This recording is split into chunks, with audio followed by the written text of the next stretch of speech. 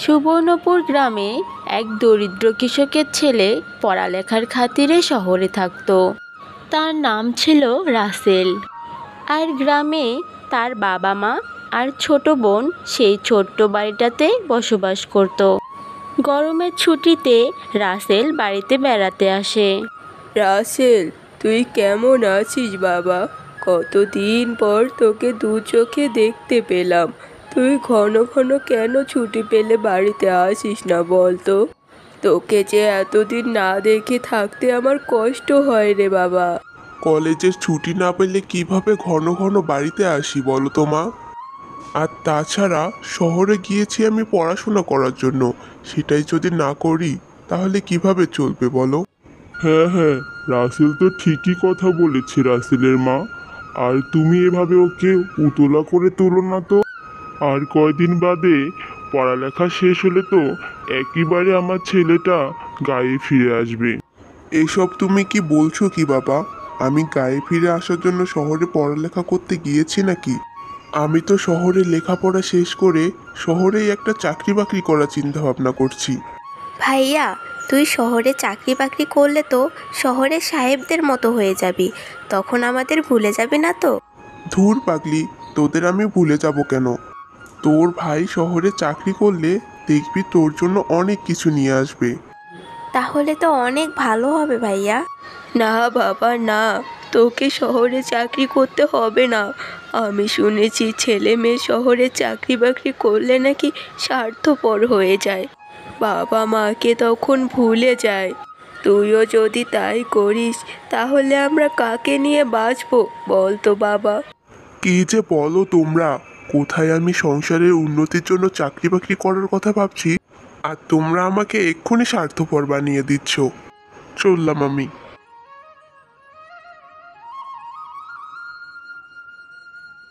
দিলে তো ছেলেটার মাথা গরম করে। আমি কি করব বলো তো? আমার মনে যেসব ঘুরপাক খাচ্ছিল আমি তো তাই বলেছি নাকি? শোনো রাসেলের মা, এতই যদি চিন্তা হয় তাহলে ছেলেকে একটা বিয়ে করিয়ে দাও। গ্রামে একটা সহজ সরল মেয়ে দেখে বিয়ে করিয়ে দাও। যতই শহরে চাকরি করুক তাহলে গ্রামে মন টিকবে। হ্যাঁ হ্যাঁ, এটা তুমি একদম ঠিকই বলেছো রাসেলের বাবা। আমি তাহলে বিয়ের ব্যবস্থা করি। বাবা মা এখন আবার এসব কি শুরু করলো? আমাকে বিয়ে দেওয়ার জন্য দেখছি একদম উঠে পড়ে লেগেছে। কিন্তু ওরা তো কেউ এখনো পিঙ্কির কথা জানে না। সেই শহরে পড়তে যাওয়ার পর থেকে যে আমি আর পিঙ্কি দুজন দুজনকে ভালোবাসি। আর আমি যে পিঙ্কিকে কথা দিয়েছি ওকেই আমি বিয়ে করব। কিন্তু মা বাবাকে যদি আমি এখন শহরের মেয়েকে বিয়ে করার কথা বলি, তারা তো কিছুতেই রাজি হবে না। না, তাহলে এখন একটাই উপায়, কাউকে না জানিয়ে পিঙ্কিকে বিয়ে করে এই বাড়িতে নিয়ে আসা।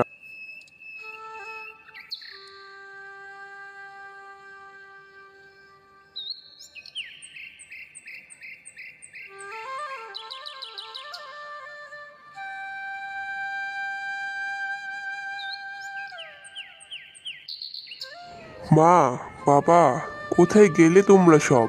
দেখো আমি কাকে নিয়ে এসেছি। ও মা, এটা কে? তুই কাকে নিয়ে এসেছিস বাবা? তাও আবার বউ সাজে। মা, এই হলো তোমাদের বৌমা। আমি তোমাদেরকে কিছু না জানিয়ে ওকে বিয়ে করে নিয়ে এসেছি। কারণ আমরা দুজন দুজনকে বিয়ে করার পরিকল্পনা অনেক আগেই করে রেখেছিলাম। তোমরা দয়া করে ওকে বৌমা হিসেবে মেনে নাও, আমার উপরে কোনো রাগ পুষে রেখো না। এ তুই কি করলি রে বাবা? আমরা তো ভেবেছিলাম গায়ে শান্তশিষ্ট মেয়ে দেখে তোকে বিয়ে করাবো। তা নয়, তুই শহরের মেয়েকে বিয়ে করে নিয়ে এসেছিস। এ যে আমাদের সংসারে ফাটল ধরাবে রে বাবা। এসব তুমি কি বলছো মা? বাড়িতে আসতে না আসতেই তুমি একজনের মন কিভাবে বুঝতে পারলে?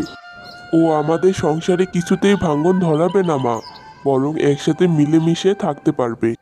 কি আর করবে রাসেলের মা, তোমার ছেলে যখন বিয়ে করে নিয়ে এসেছে তাহলে বৌমাকে তো মেনে নিতেই হবে।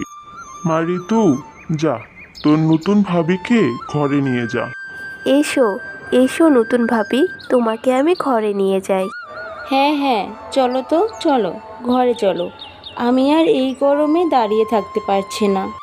ঘরে গিয়ে এয়ার কন্ডিশনটা ছেড়ে দাও তো, আমার গরমে জীবনটা বের হয়ে যাচ্ছে। Air condition? সেটা আবার কি গো ভাবি? কি, তোমরা এয়ার কন্ডিশন চেনো না? রাসেল, তোমার বোন এসব কী বলছে? তার মানে তোমাদের বাড়িতে এয়ার কন্ডিশন নেই?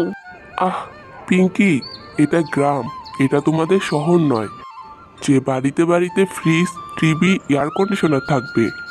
কি বলছো এসব? ফ্রিজ, টিভি, এয়ার কন্ডিশন এগুলো কিছুই নেই? তাহলে এ বাড়িতে কিভাবে থাকবো আমি? আহ পিয়া, এসব নিয়ে আমি তোমার সাথে পরে কথা বলবো। এখন তুমি ঋতুর সাথে ঘরে যাও তো।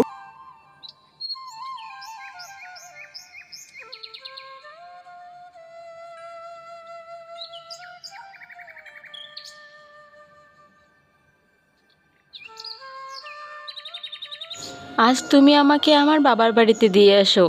আমি এই গরমে এই গ্রামে থাকতে পারছি না। আগে জানলে আমি তোমাকে বিয়ে করে এই গ্রামে কখনোই আসতাম না। এই গ্রামে কিছুই নেই। যা বলছো ভেবে চিন্তে বলছো তো? হ্যাঁ, আমি যা বলছি ভেবেচিন্তেই বলছি। তাহলে ঠিক আছে, চলো এক্ষুনি আমি তোমাকে তোমার শহরে বাড়িতে রেখে আসছি।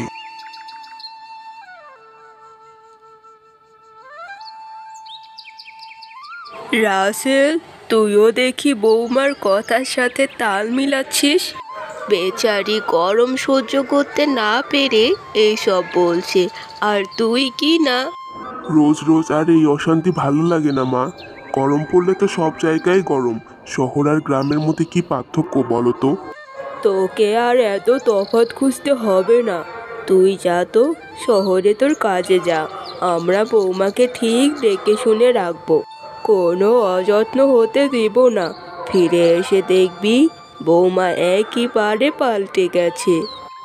ঋতু, তুই যা তো, তোর ভাবিকে নিয়ে একটু নদীর পাড় থেকে ঘুরে আয়। যাও মা যাও, নদীর পাড়ে গিয়ে বসে দেখবে সেখানে কত বাতাস। প্রাণটা একেবারে তোমার জুড়িয়ে যাবে। এসো ভাবি, আমি তোমাকে নদীর পাড়ে নিয়ে যাচ্ছি।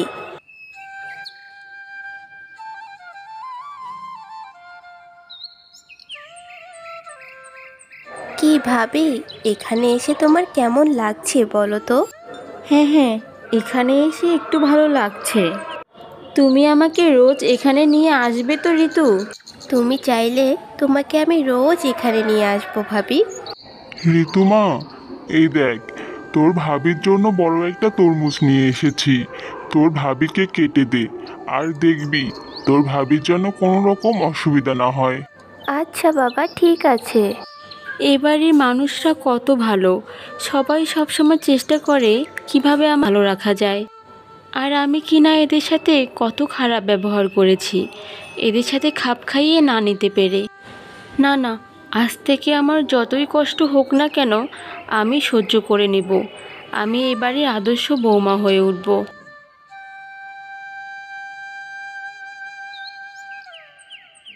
পিঙ্কি, এই দেখো তোমাকে নিতে কে এসেছে। মা, মা তুমি এসেছো? এসেছো আমার শ্বশুরবাড়িতে? হ্যাঁ মা, আমি এসেছি তোকে নিয়ে যেতে। তুই নাকি এখানে গরমে খুব কষ্ট করছিস।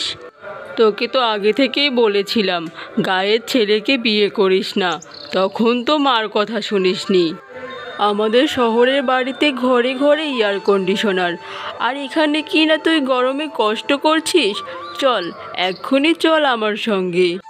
যাও পিঙ্কি যাও, তুমি তোমার শহরের বাড়িতে ফিরে যাও।